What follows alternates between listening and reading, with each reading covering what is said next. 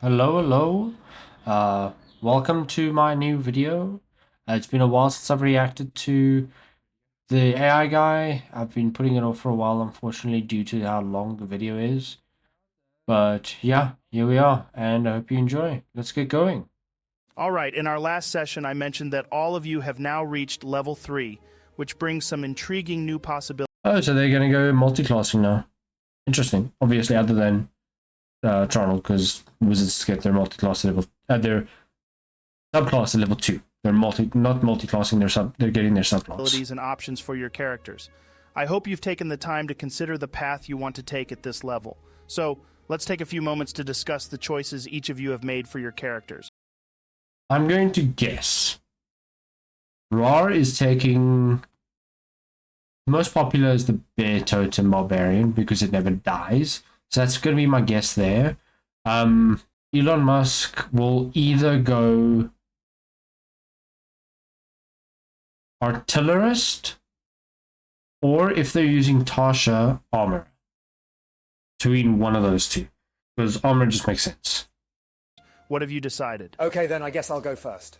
For my primal path, I've decided to go with Path of the Totem Warrior. Ooh, that's interesting. And which totem will you be taking at level 3? That's a silly question, Joe. I'll be going with the fucking bear. Yeah, no, of course. Yeah. Fucking excellent, dude. You know what? Just for that here, have an inspiration die. What? What the fuck, Joe? What's the Why? problem? Why are you handing out inspiration dice just from him choosing the bear totem? Hey, what can I say, dude? I fucking love bears, and clearly he's done his research on that, so of course I'm going to give credit where credit's due. There you go again, just like Tronald said, wanting to see me fail. You really need to become more of a team player, buddy. Whatever. Carry on. So I also have 3 rages now, which is wicked. Nice one, dude. How about we roll for your HP increase? Oh, they're doing rolls. Fucking... Oh, that can go badly. That's a 9, Joe, plus 3, so 12 total. Awesome stuff, right? Okay, let's move on to you now, Saxiron. What have you chosen? I've decided to go with the armorer specialist. Okay. As soon as we get back to Yeah, makes sense. Iron Man. civilization, I'm going to need to take some time to design this bad boy. I already have the schematics for it. I'll send them over to you, Joe. Damn, you're going to be a powerhouse. I'll have a look at your design Oh, they're going all out. Like, he actually has to build the armor beforehand. Okay. and tell you whether or not I'll allow them. But don't worry, I'm very flexible with this. You see, I have a special place in my heart for the movie Iron Man, and Robert Downey Jr. is such a top-notch dude. Awesome. I also get the ability Right Okay. Tools for the job. This allows me to magically create any tool set when needed. Nice. Let's roll your HP then, Saxiron. Yes, that's max HP, Joe. I rolled an 8, plus my 1 constitution modifier, so 9 total. Jesus, that's On a epic, man. 1. All right, now on to you, Tronald. Let's hear it. Well, I've got access to my second level spells, and let me tell you, they're excellent. As for you taking some time to create your armor, Saxiron, I'm absolutely fine with that, as I will be doing some work on my spell book when we get back. Awesome. I also get another cool little feature called Cantrip Formulas. It's an optional feature, but I've discussed it with Joe, and he's more than happy to include it. Isn't that right, buddy? Hell yeah, dude. I'm all for you getting that feature. It definitely works well into the Wizards theme. What does it let you do, Tronald? It gives me cantrip versatility, Rar. It allows me to swap out any one of my wizard cantrips for another over a long rest. Yeah, I have no idea how that will impact us. It's a nice little feature brought in with the release of Tasha's Cauldron of Everything. Yeah. No, it's nice. Just utility. It's what wizards do. It definitely adds to the wizard class. Okay, Tronald, let's roll that HP. That's a 6 total, Joe. 4 plus 2. All right, then, let's get this game going. After catching your breath from the heart-pounding battle, the eerie silence of the manor house settles around you once again. So what do you do? Well, firstly, I'm going to run up to Saxiron and attempt to All right, the warlock is dead. Yeah. stabilize him. Oh shit, yeah, we never actually sorted him out before the session ended, did we? It's okay, guys. I've only been bleeding out for a week. Hey, consider yourself lucky. I bet Gilro would love to still be here talking after bleeding out for a week. Damn, dude. Too soon. That's a 14 on my medicine check, Joe. Awesome. With that roll, you manage to stabilize him. However, he does not yet regain consciousness. Roll a d4 for me, Saxiron. That's a 3. Okay, so in around 3 hours' time, you will regain 1 health. But in the meantime, what are you guys doing? Well, may I be the one to suggest that we take a long rest, seeing as we're all absolutely fucked? Excellent idea. As you huddle together near Saxiron's unconscious form and Gilro's lifeless body, you cast a wary gaze around the room, ensuring the area is safe. With a heavy heart, you prepare to take a much-needed long rest to recover from the harrowing ordeal. Look, I don't want to sound heartless, but Gilro is going to start smelling soon. So should we We really be huddling so close to him? Oh my god. You're right, Tronald. What do you want me to do with him? Does it really matter? Just throw him outside or something? I don't know. Are you guys That is fucking dark. serious right now? We're talking about our companion, our trusted friend. Hush, Saxiron, you're unconscious. Just enjoy your rest, sweet prince. Wow. Okay, Joe, so I pick up Gilro and throw him outside. Cradling Gilro's lifeless body in your massive arms, it feels almost weightless compared to your immense strength. With determination in your eyes, you stride towards the doorway and prepare to heave him outside into the cold, unforgiving night. Yeah, I'm not going out there, Joe. It's cold. I just throw him. Holy fuck, you guys are ruthless, but let's go with Just it. some. Roll an athletics check for me, dude. What the fuck? Nice. That's a 22 total. Channeling your immense power, you hurl Gilro's body with astonishing force. He soars through the air, covering a distance of at least 50 feet before colliding with a nearby tree, his lifeless form momentarily caught in its gnarled branches before tumbling to the ground. Holy fucking shit, Rar. I meant put him outside, not fucking send Fuck. him to another plane of existence. You guys are truly awful. I hope you know that. Well, now that we've disposed of that, we can get some rest. Disposed. What the fuck? Really hope Samuel isn't watching right now. But anyway, you close your eyes and drift to sleep, and as you wake, you Oh, feel fuck. replenished and have recovered all your health points, spell slots, and abilities. Excellent. Well, now that we've recovered, should we talk about what we're doing next? I mean, this Obetus group sounds like they're really looking to cause some trouble. What are your guys' thoughts on that? I think we should absolutely investigate it further. Maybe dig around this manor to see if we can get any further information. Then even if we don't decide to pursue it any further, we can hand it off to the right people. Nah, fuck that. This Obetus, I'll kill them all. Not only did one of them insult my first pride and joy, but he attempted to kill my other, Tronald. I say we find out what information we can and then take the fight to them. All of a sudden, you hear the telltale creak of a door from behind you. With your senses heightened, your entire group whirls around in unison to catch a glimpse of a pale face that swiftly vanishes behind the doorframe. I quickly stand up and demand the stranger to approach. Careful, Tronald. They could be in unison with Rick. Wait a second. Speaking of Rick, where the fuck is Dalter? As you pose this question, Tronald, you see the pale face once again reappear from behind the doorframe. Miley, why don't you come on in and take a seat? Miley? Hey guys, it's so awesome to finally Oh shit. So the new companion's Miley Cyrus. Okay. be here. So what do Tronald, Saxiron, and Rar see as you approach? So you'll see this woman with a stunning ashen complexion, and her hair is even paler than her skin. She's clad in gleaming gold-plated armor that's covered with white fabric, and she's got all these chains and rings that seem to symbolize her faith. Do not take another step. State your name and your business. My name is Celestia Shapestein, and well, I saw a bald dude running out of the manor about an hour ago, and that piqued my interest as to what he was running from, so I came and had a look. Well, at least we know where Dalter has gone. Do we, though? How do we know anything this woman's saying is the truth? You can roll an insight check if you want to, Tronald. Yeah, I think I will. That's a 15, Joe. Okay, Celestia, roll either a deception or a persuasion check, but don't tell us which one. That's a 17, Joe. So yeah, dude, she's telling the truth. Think about it, Tronald. If Dalter was under some mind-twisting spell, there's a high chance when he snapped out of it he was more confused and frightened than grateful.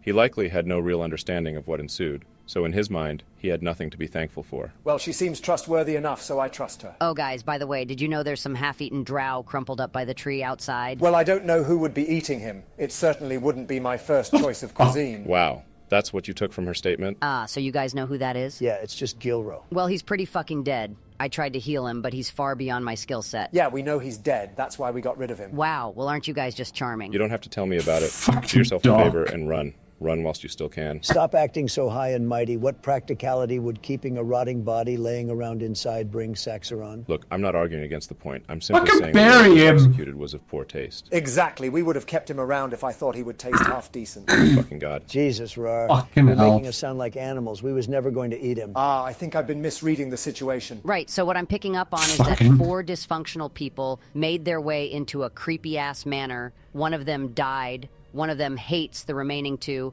Another is absolutely egotistical. And the last considers his friends that die to be food. Excellent. I think that's incredibly presumptuous of you. I don't hate either of them. Oh my God. Huh, right. So what's your grand plan out here then, aside from more of you dying? We've finished our plan, actually. It was to kill a necromancer that was terrorizing the townsfolk. I suppose that's one silver lining out of all of this. And what's that? We each get a bigger split of the reward. For fuck's sake. Anyway, my boy Rar here wants to go after the rest of this necromancers group, so I think that's what we will end up doing. Then it appears that fate has woven our destinies together. You see, my deity, the Princess of Passion, Suni, has granted me visions of an incredibly dark force. She guided me to seek out the source of this darkness, which has led me to this very place. Well, you can go ahead and tell your princess that we've got it taken care of. Ronald, she clearly has some incredible talent to be able to wander these parts alone, and 4 would give us a much bigger advantage at dealing with what's to come, especially seeing as she has healing capabilities. I don't know, Saxiron. The last time you told me to trust someone, they turned out to be the necromancer. Who are you trying to fool, Ronald? What do you say, Rar? Should we give him another chance? I think it would be big of us to let one mistake slide, so sure. Just don't let this become a common theme, Saxiron. You two are unbelievable. Anyway, it's decided then. Celestia, we would happily welcome I love you how to they our became group. best Actually, I've friends. changed my mind. I don't want to join anymore. What? Why? Well, because you only seem to want me for my skill and healing abilities. I want you to want me for me. Well, we don't really know much about you currently, but I feel you would be an excellent addition to our team. Ha! I'm just fucking with you, Mr. Serious. Of course I'll come along. Ooh, she's tricksy. Well, in that case, I think the first thing we should do is investigate the manor, see if there's any more information regarding this Obetus. Shall we split the party, cover more ground? I think that would be a terrible judgment call, Ronald. Oh, don't tell me you're scared of a little haunted house. Scared? You never split the party.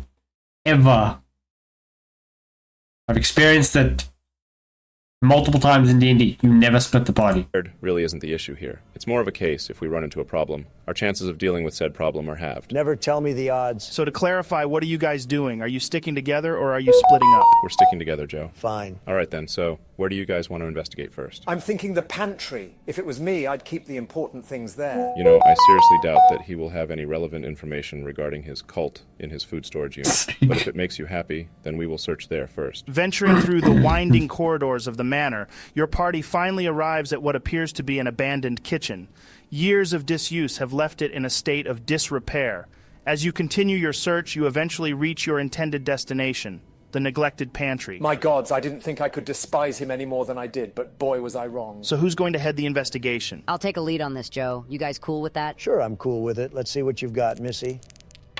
That's a 23 total, Joe. Holy cow, Celestia. You've brought more to the table in 5 minutes than Gilro did in 5 sessions. Oh my god. Right? Who the fuck's Gilro? With that roll, you notice a small piece Background. Fuck all of you. Fuck's sake.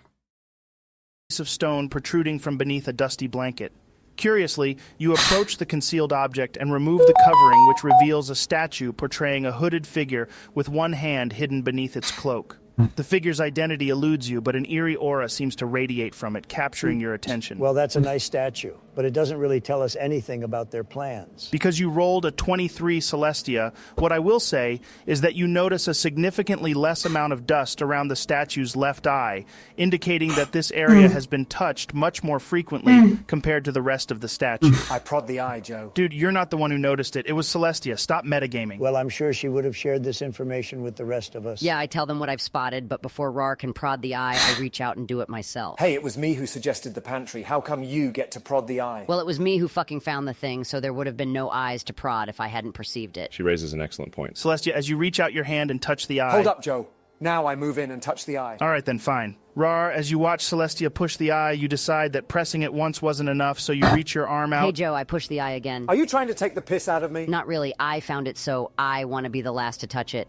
But if it means so much to you, Rar, I'll let you touch it last. Go ahead. All right, then. I press the eye again, Joe. Okay, as you once again reach out your hand to touch the cold surface of the statue... I press the eye, Joe. Oh, fuck you. Ha, you wish. Oh my god, can one of you just let the other Oh press the my fucking word. Whatever. I'm over it. Give you a description, Joe. As you reach out your hand, Celestia, you press firmly on the stone eye. Press the eye. For fuck's sake. Right, that's it. I'm done.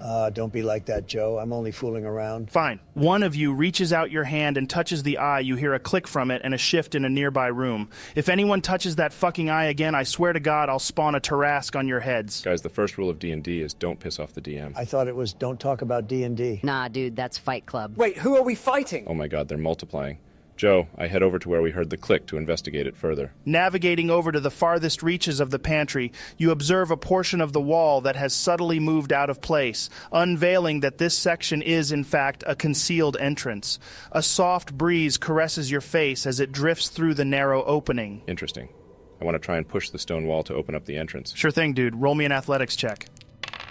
That's an 11 total. Oof, with an 11, you summon every ounce of your strength to budge the gargantuan stone slab, but despite your efforts, it barely budges even a hair's width. It stands stoically in place, immovable and unyielding. Rar, buddy, we're going to need you to move this slab. Oh, so now you want me to contribute to the group? Come on, dude, you're so strong, and the only one of us capable of completing this task. Wow, okay. Was that your shallow attempt to cast a compliment my way as a means of manipulation? That was quite a sentence there for an orc. Firstly, I'm a half-orc. Secondly, just because I'm part-orc doesn't mean I'm incapable of stringing together a sentence. You see, I've recently become quite the fan of reading. Oh, yeah? Sweet. How recently? Earlier today, if you must know. Amazing. What's the book called? It's called Tronald's Tome of Transcendent Transmutations and Terrific Techniques. Ooh, you're an author, Tronald? You're goddamn right. Rar's proofreading it for me. Those Okay, are I'm just going to fucking overlook words. the fact that you've got Rar to proofread a book for you, and ask again, can you please push this slab out of the way? No, I think I'll pass. Huh? What was that? I said I'll pass. No, not you, Rar. I could have sworn I just heard someone behind that door saying that a well-done steak is the best kind of steak. What?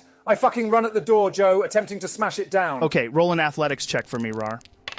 That's a 24. As Tronald's words echo through your ears, a torrent of rage surges through your veins, fueling your every step as you launch yourself towards the stone door. With a formidable roll of 24, you barrel into the door, pivoting your shoulder at the final moment to strike it with the full force of your momentum. The door yields to your onslaught, shattering into fragments as you burst through to the other side. I'm just going to say it, I don't know what happened between you and him, but if it works, right? I have no idea what you're talking about. As the shattered remnants of the stone door Fuck's crash sake. onto the floor and the veil of dust dissipates, your gaze falls upon a chamber filled with rudimentary alchemical apparatuses.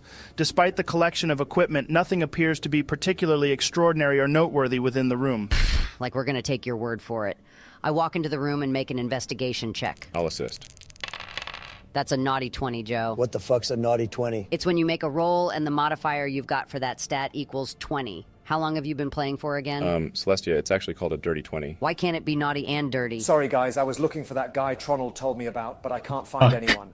But could someone kindly explain what kind of tainted conversation I've walked in on exactly? Ooh, that's a good one, Rar. Tainted 20. Ooh, and if I rolled it, it would be Tronald's tainted 20. Hell yeah, dude. That sounds sick. Can all three of you please shut the fuck up? As you scan the room, nothing of interest catches your eye at first. However, as you lower your gaze to the floor, you notice something peculiar. There, etched into the stonework, are 3 concentric circles of text, each line forming a sentence, all of them surrounding a central point. As you step closer, you realize that these sentences are actually riddles, waiting to be solved. Okay, so what do the riddles say? As you slowly circle yourself around the etchings, you read the first ring of text. Hidden in plain sight, I have the power to divide. In whispers and secrets, I do reside.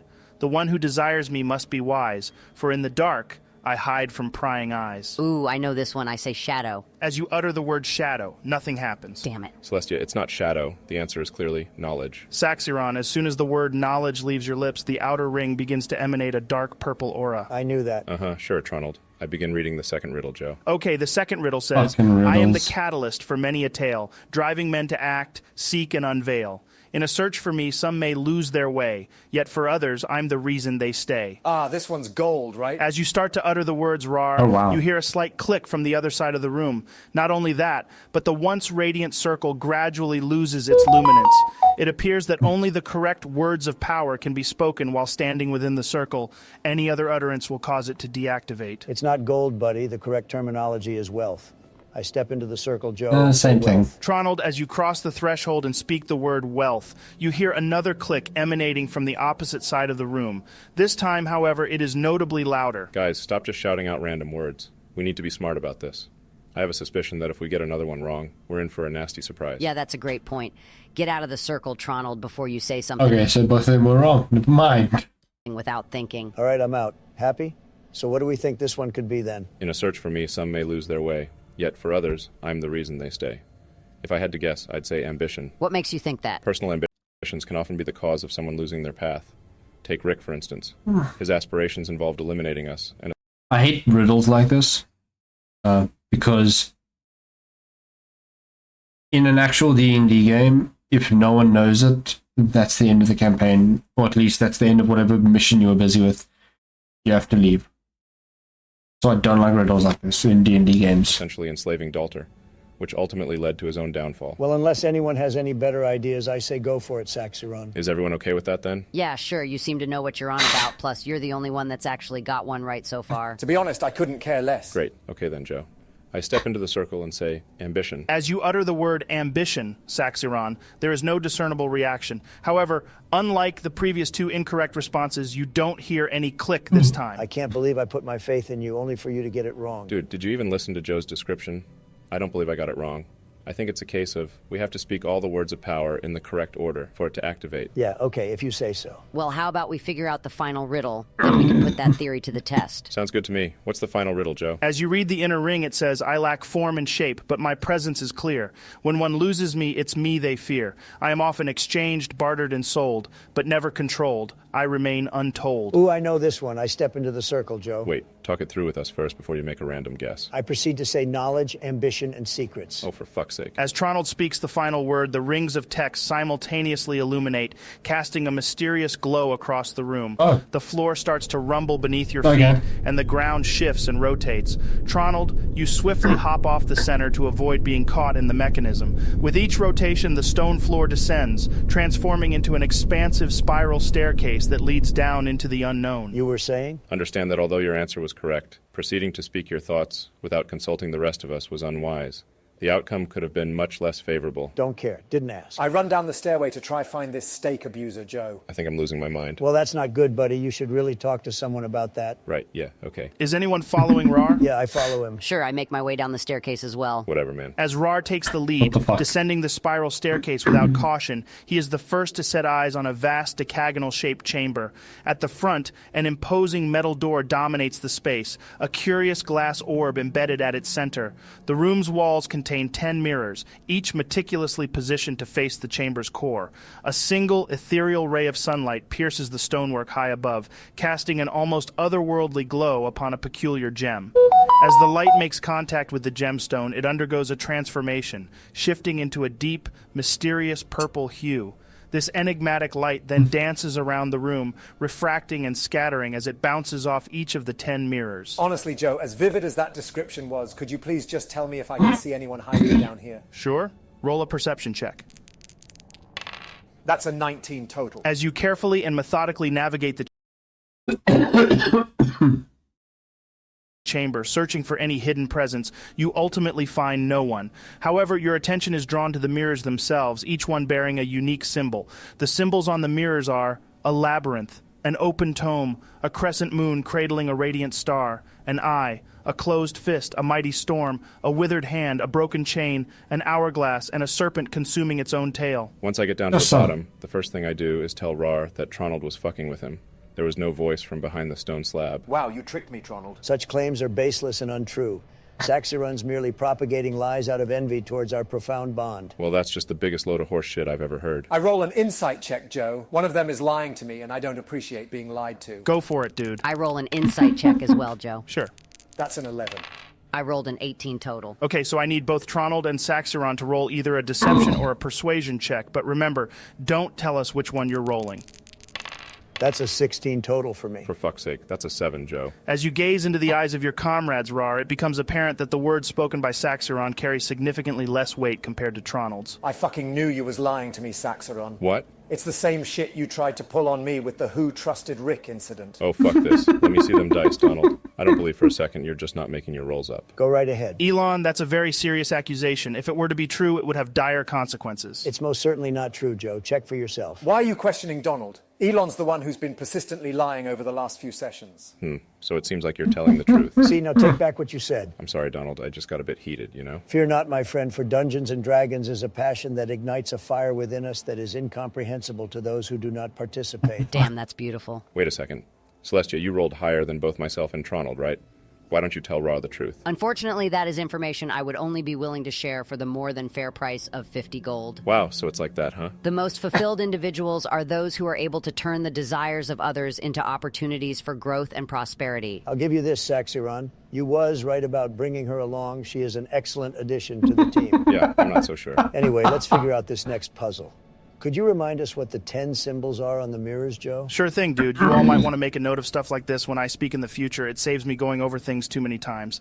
Twice, I don't mind, but any more than that and you're taking the piss. Noted. The symbols are a labyrinth, an open tome, a crescent moon cradling a star, an eye, a closed fist, a mighty storm, a withered hand, a broken chain, an hourglass, and a serpent consuming its own tail. Some of them symbols make me feel a little bit uneasy, to be honest.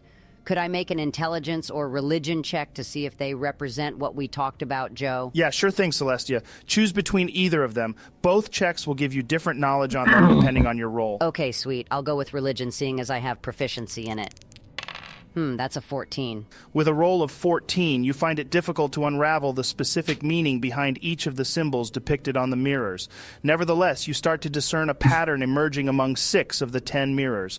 These 6 mirrors appear to bear connections to betrayer and corrupted gods, each hinting at a deeper, darker narrative hidden within their reflections. You take your time, meticulously studying each symbol, trying to glean any additional information that might help you understand their purpose.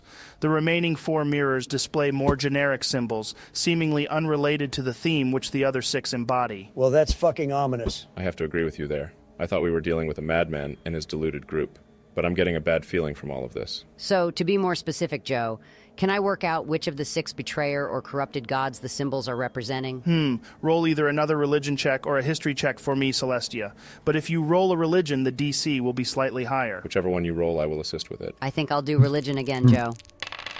That's much better. That's a 22. Astounding. With a roll of 22, you delve deep into the recesses of your memory, sifting through the countless religious texts you've studied over the years. An epiphany dawns on you, revealing that unlike your previous assumption of each symbol representing different corrupt or betrayer gods, there are only 2, Vecna and Orcus. Each symbol signifies a specific aspect of their traits and ambitions. For Orcus, the following symbols represent these facets of his nature. A broken chain, for the breaking of bindings.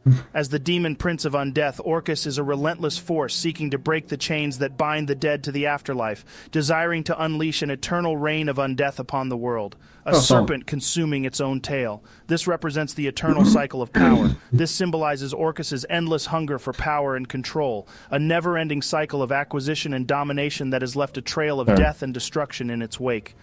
Those that want to see all the symbols, I've been blocking them. I'll just move you for now. A closed fist, signifying control. Orcus's lust for control is insatiable. He wields his influence and authority over his minions with an iron fist, demanding absolute loyalty and obedience. That's really quite impressive, Celestia. Thanks, buddy. So what about Vecna, Joe? I just realized that fist is a bit off. For Vecna, the remaining symbols highlight the following aspects of The pinky finger is sort of covering the one next to it. his twisted character. A single eye, for the all-seeing. Vecna, the god of secrets and forbidden knowledge, possesses an omniscient gaze that pierces through the veil of deceit and the shrouds of mystery, seeking to accumulate every hidden truth and arcane secret within his grasp. A withered hand, for the hand of Vecna. This symbol represents the infamous Hand of Vecna, a powerful artifact that grants its wielder unimaginable power, but at a terrible cost. It serves as a testament to Vecna's twisted desire. Vecna is probably the most popular and the biggest D&D villain of all time, because he's used in so many other things, other than in just D&D. For immortality and dominion over all. An open tome for secret knowledge. Vecna's insatiable craving for hidden knowledge is symbolized by the open tome, an invitation to delve into the dark depths of arcane mysteries and unveil the secrets of the cosmos, no matter the consequences. Well, that's weird. Huh? What's weird? I've looked into the stories of both these figures because their impact on our world is pretty significant.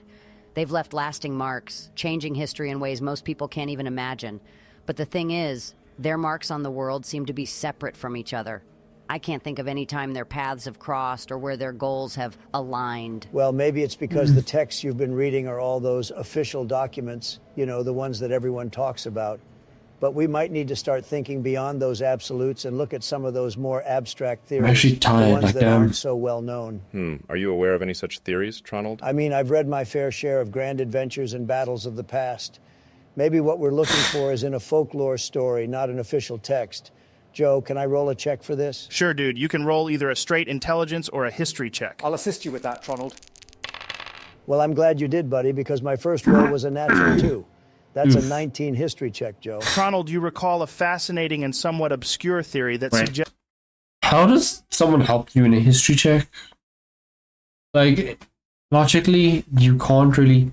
I guess you can, like, give your knowledge in assisting, but that's not really assisting them in their own knowledge check. Sounds more like they should have both rolled, and then whoever got the highest, that person would have the knowledge. But, yeah. A connection between these two powerful entities. It is said that Vecna, in his mortal days as a wizard and necromancer, sought the secret to eternal life and the power of undeath, and that his ambitions alongside his thirst for knowledge ultimately led him to Orcus, the demon prince of undeath, who, as expected, possessed an insurmountable amount of the expertise Vecna sought. The theory posits that Orcus, intrigued by Vecna's ambition and recognizing his potential as a pawn to spread his influence and undeath across the mortal plane, agreed to teach Vecna the secrets of lichdom. In return, Vecna would use his newfound power and influence in the realm to further the agenda of Orcus, granting the demon prince access to powerful arcane secrets and strengthening his grip on the world. Do you think that sounds plausible, Celestia? It definitely seems possible, but I can't say for sure whether it's factual. Well, I think we now know how to solve this puzzle at least. I presume it's a case of we need to direct the light from the 6 mirrors resembling Orcus and Vecna towards the central orb in the door. Is that you hinting that you want me to move the mirrors? They do seem pretty heavy, dude, so you'd probably be the guy for the job to reduce the risk of breaking down all. Which raises the question, how was Rick moving that stone doorway and these mirrors by himself? Because he wasn't exactly an intimidating presence. If I had to guess, it would be, you know, the 6 undead he had lurking upstairs. Don't you sass. Yeah. I'm just saying, sometimes it helps to think before you speak, Saxiron. And you're well versed in that, right, Tronald? You're damn right I am. Okay, Joe. I make my way around the mirrors, which Celestia has pointed out to me, and start directing them towards the orb in the door. Rar, you cautiously approach the heavy mirrors, carefully assessing the angles and positions needed to direct the rays of light towards the orb embedded in the door. With your large hands, you grip the edges, your muscles tensing as you gradually maneuver each one into its optimal position. As each ray of light hits, the room is bathed in a mesmerizing dance of deep purple light beams that converge upon the glass orb at the heart of the imposing door. One by one, the rays find their mark, and as they do, arcane glyphs begin to illuminate the doorway, casting a mysterious and enchanting glow that fills the space. As the last ray of light pierces the orb, it causes the now fully lit glyphs to hum with an energy that seems to vibrate through the very air itself. I make my way over to the door and attempt to push it open. For fuck's sake, Rar, be careful. Rar, as you push the heavy metal door open, the hinges groan, and the dimly lit laboratory reveals itself. Shadows dance on the walls, and the flickering candlelight reveals rows of shelves filled with ancient tomes, scrolls, and manuscripts. The room is infused with an unsettling aura, clearly indicating that this is Rick's lair, and it has been used recently. In the center of the room, you find a large, ornate desk covered in parchment, inkwells, and quills. The desk is also cluttered with various intricate devices designed to study and manipulate the energies of life and death. The walls are littered with macabre artwork and charts depicting complex rituals and magical symbols. Can I make an investigation check to begin searching through the room to see what I can find? Sure thing, dude. If anyone else wants to do an investigation check, feel free to give it a shot. Yeah, I'll give it a whirl. That's a 16 total. Yes, that's a 22 total, Joe. As you begin to explore, Saxiron, you find scattered throughout the room are numerous experiments. I should probably pause this every now and then, just because I don't want to just be silent the whole time. But yeah. Related to Rick's research. Glass beakers There's not and really vials much to filled add, with strange, colorful fortunately. liquids bubble and hiss, while preserved specimens of creatures float in jars. You notice a partially dissected corpse on a nearby table, its organs exposed, evidently used in Rick's recent experiments. Do I gather that the person on the table was one of the townsfolk? Yeah, you are almost certain that this is one of the individuals that was abducted from Waterdeep. What about my role? As you examine the room further, Tronald, you come across several notes and diagrams detailing Rick's attempts to uncover the secrets for the ability to revive a creature that has been dead for over 200 years, and how to bring godly entities from other planes of existence. It's clear that Rick has never attempted such an act himself, as it's far beyond his skill set, but his relentless research speaks volumes about his obsession. The notes also refer to 2 spells, True Resurrection and Gate, suggesting that the standard forms of these spells are too weak to accomplish their goals. Too weak? They're spells that I've only ever heard about people using in stories and battles long gone, and even then they were incredibly powerful individuals. I have to admit, the deeper we delve into this, the more it feels like we might be getting in over our heads. If this Obetus group is truly attempting what these notes suggest... No, these spells are fucking... They're high level, especially for their current level. They must be either incredibly powerful individuals... Especially True Resurrection. Revivify is not that high, but True Resurrection is quite fucking resources are high. utterly mad. In either case, I'm not sure it's wise for us to oppose them. Oh, come on, Saxiron, don't be scared. Rick was hardly powerful, and we're getting stronger and stronger as time goes on. I'm almost certain that the rest of this Obetus will be just as easy, if not easier. You'll have to forgive me if I don't back your deduction there. So what are you suggesting, Saxiron, that we just leave them to go about their plans with no form of resistance? Not at all. I'm saying we inform people who are equipped to deal with something like this. Anyway, since when did you adopt the hero's mindset? I thought you was only in it for the gold. You've already answered your own question earlier. You say these individuals must have a hell of a lot of resources. You know what that means? It means plunder. Yeah, I'm not too bothered about the bigger picture, to be honest, but the sound of plunder just makes me all warm and tingly inside. Whoa, keep those feelings to yourself, dude. Just as a side note, I highly doubt Rar meant it like that. But if you guys truly want to go down this route, we need to play it smart. That means no more running off, chasing imaginary stake menaces, and no more fucking with each other. We need to take this seriously because this shit could go south real fast. I agree with you there. I don't think we've actually taken the time to acknowledge what happened to Gilro, to be honest. That could have been any one of us. And if that happened to one of you guys... Yeah, no shit. You threw him against a tree. I don't know if I could deal with it. Wow, that's actually quite a nice thing for you to say, Tronald. Why is that a surprise? I'm a nice guy. You're the best. You're tolerable. Okay, if we're going forward with this, we'll need a Fucking tolerable. starting point. I'll keep searching the area for any notes or correspondence addressed to Rick, hoping to uncover a name that could provide us with a lead. With an impressive roll of 22, you meticulously search the room for about half an hour before discovering a drawer with a cleverly concealed false bottom. Carefully lifting the hidden panel, you uncover an array of documents and a brass key, all neatly stowed away beneath it. Ooh, well, isn't this intriguing? I wonder what secrets this key will unlock. Well, why don't you and me split those documents up between us and scour them for information? In the meantime, Rar and Celestia can try to find whatever it is that the key is for. Sure. Shall I roll an investigation check, Joe? Yeah, if that's what you're doing, I'll need both you and Celestia to roll for me. All right, that's it. I'm getting rid of these dice and getting new ones. That's a natural one, Joe. Not much better on my end, This is dice jail I'm time. afraid. I rolled an 8 total. That's unfortunate, guys. Well, I'll get back to you two after I've finished with what Saxiron and Tronald have found. As you sift through the numerous documents, you realize that the majority of them are written in sophisticated and intricate code. Deciphering these papers will undoubtedly be an incredibly time-consuming task. However, amidst the coded messages, you discover a single letter that appears to have been composed in a rush, causing the author to abandon the usual encryption. What does it say, Joe? You pick up the stained parchment and begin reading. It says, "To Archibald, time is of the essence, so I'll keep this brief. Our search has borne fruit. We believe we have finally uncovered the location of the sword. Our sources indicate that the rumors were true. The weapon once wielded by the formidable and long-deceased champion is still steeped in ancient power. The next stage of our plan is to find the resting place of this legendary figure and restore him to life, securing his guaranteed allegiance to our cause. As you know, our ultimate goal demands that we make haste. The usual code is forgone for the sake of urgency, but know that our success hinges on absolute discretion. Do not delay in your research. We must be prepared for the task that lies ahead. Once we have both the sword and its original wielder, our journey for a new world will have truly begun. Stay vigilant and remember that the Obetus is watching. Signed, Angkor." What a strange organization. Huh? What do you mean? You know, it's just rather peculiar that we encountered someone named Rick, and now we have someone with a much more exotic name like Angkor. It really makes me question the organization's planning and branding. I mean, come on, having a consistent naming scheme for members is crucial for a successful evil organization. It's hard to take them seriously when their members' names are all over the place. Well, maybe that's why he switched his working name to Archibald. It's just disappointing, Saxiron. If they're going to put so much effort into this grand plan they've got going on, they could at least have been consistent with the name of the literal first member we met. I don't know what else to say. Makes sense, It's actually. like getting a dessert from the Slayer's cake and then realizing it has no fillings or flavor. It's just sad, really. Well, I think the more pressing matter at hand is the fact they're claiming to have found some powerful sword and plan to resurrect its wielder. Not only that, but it sounds like this is just the first step in their schemes. Are you sure you want to get involved in this? To be honest with you, Saxiron, if I had a choice, I'd probably skip this one and wait for a group that actually put some thought into their image.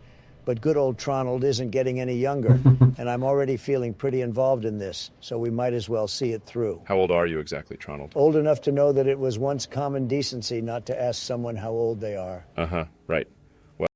Fucking ancient. Well, how about we bring this letter to Celestia, see if she can figure out who they're referring to. Sounds good to me. Returning our focus to you guys, Rar and Celestia, your search for any clues about where the brass key might fit proves fruitless.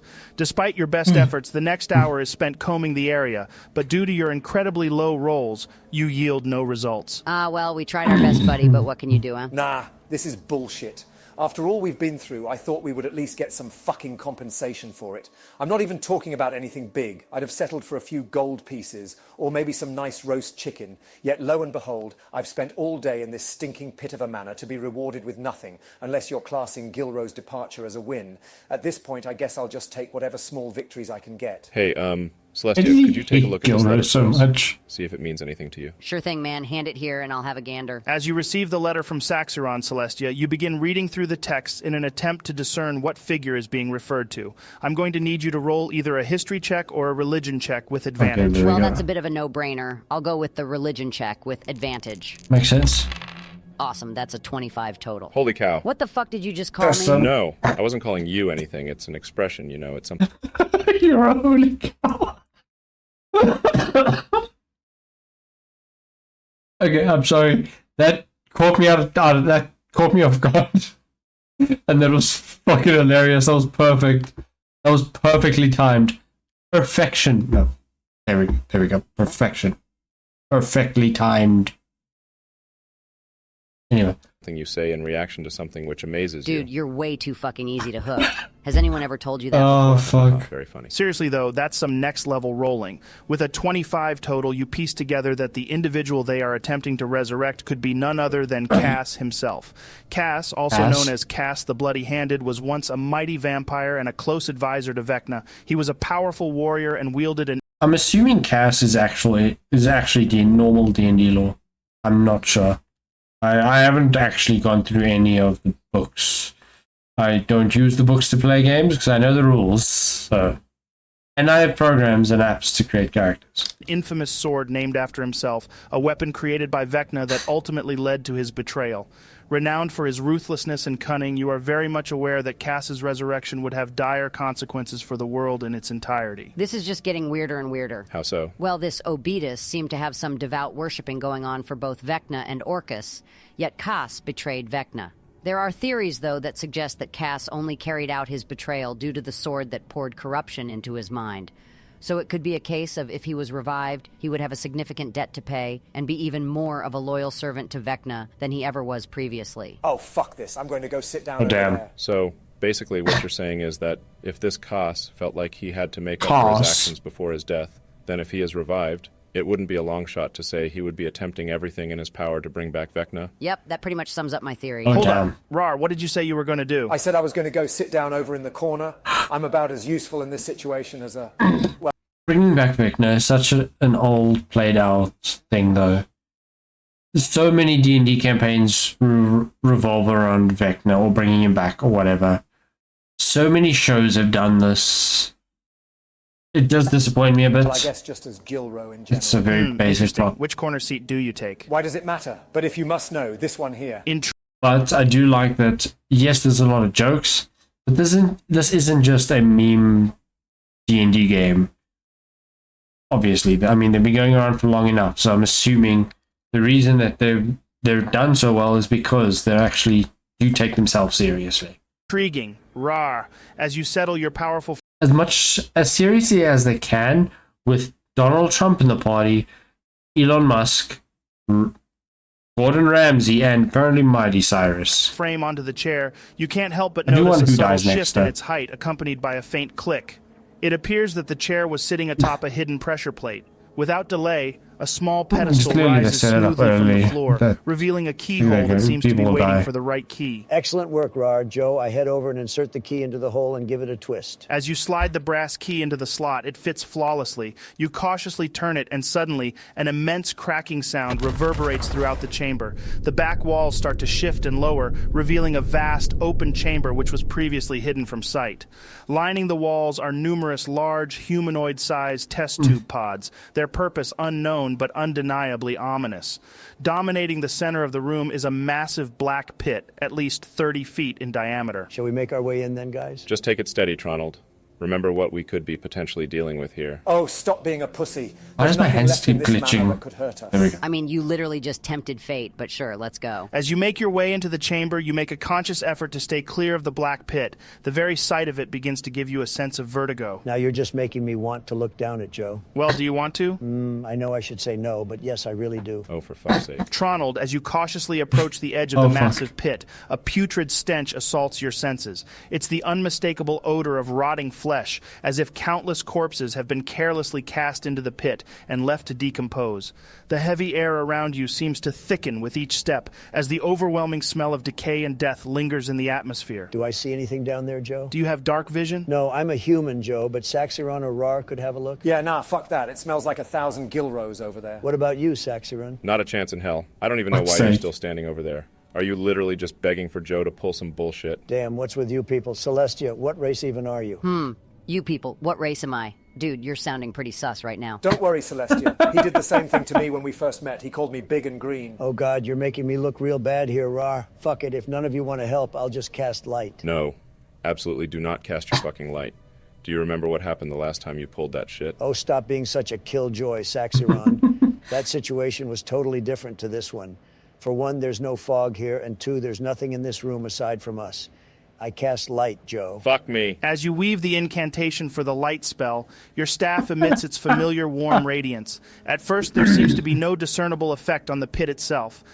Okay, so you cast light correctly, especially if you want to see down a dark pit.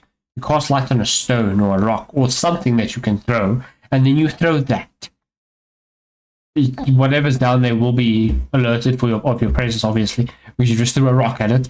Where if you just light up your staff or whatever by you and don't throw it in, obviously it might be alerted, but you're not hitting it with a face, annoying it, and alerting, making it even angrier. However, after a brief moment, a delicate veil of fog begins to rise God. from the depths of the hole, slowly wafting upwards toward you. How about I that? swear to God, you're a genius one moment and a fucking idiot the next. You literally have zero middle ground. As you cautiously start to back away, a tense silence envelops the room. After a few heart-pounding seconds, you witness long, sinewy stalks Fucking hell. emerge from the pit, each bearing a lifeless, bloodshot eye at its tip. These Oh, no. haunting tendrils are soon Is that a- followed is that by a a beholder? grotesque, rotting mass Oh, that God. heaves itself into view. Yep, I fucking hate you, Tronald. A monstrous, swollen eye dominates the center of this decaying form. Its blood vessels a sickly web of crimson Okay. against the I jaundiced think someone sclera. dies in this The once episode. smooth, spherical body is now a nightmarish landscape of necrotic flesh, oozing putrid fluids and swarming with maggots. As this abomination fully reveals itself, an overwhelming sense of dread An fills undead the air, beholder. and the stench of death becomes nearly unbearable. How many eye stalks does it have, Joe? You will find that answer out next week, Oh, for because fuck's sake. that is the Oh, god damn it. Okay. Well, that was episode 7. It was enjoyable. I enjoyed that. If you enjoy D&D, you enjoy these voice changes, give them a shot. Go watch them out. Go check out their channel. Give them a like. Subscribe to them. And yeah, I hope you enjoyed that. And thank you for checking out my video if you're still here. If you're not and you left earlier, fuck you. But if you're still here, I appreciate you guys. And thanks for watching, and goodbye.